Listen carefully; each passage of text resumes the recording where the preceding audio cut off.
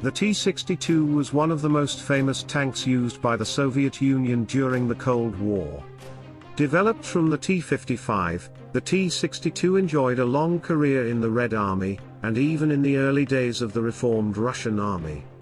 It was the primary tank used by Soviet forces during the Soviet-Afghan War, and continued to serve Russian forces in Chechnya and South Ossetia. It has also been used in most of the conflicts in the Middle East and Africa since its introduction.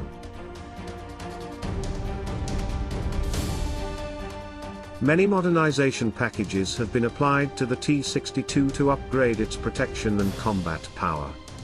The T-62MV is another upgrade of the family, which is used during a special military operation in Ukraine.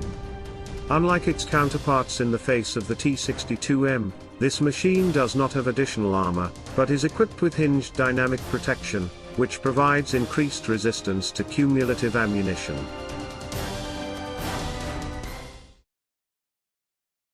The T-62MV is an upgrade of the T-62M.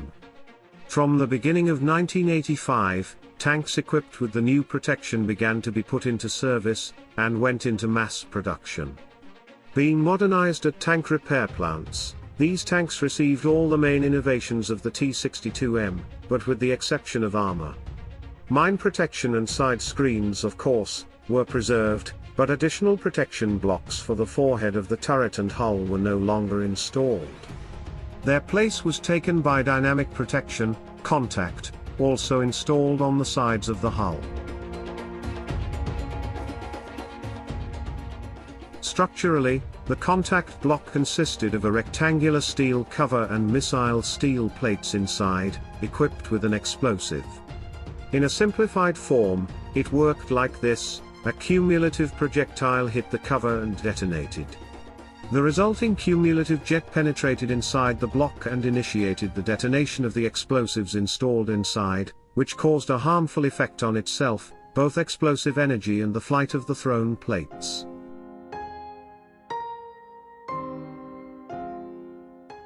Dynamic protection contact gave a huge increase in resistance to 400 to 450 mm of steel equivalent against cumulative monoblock missiles and grenades. In combination with the main armor, the overall protection of the tank's forehead increased to 600 to 650 mm. Such an obstacle was a hard nut to crack for a considerable part of the ammunition of this type in the 1980s.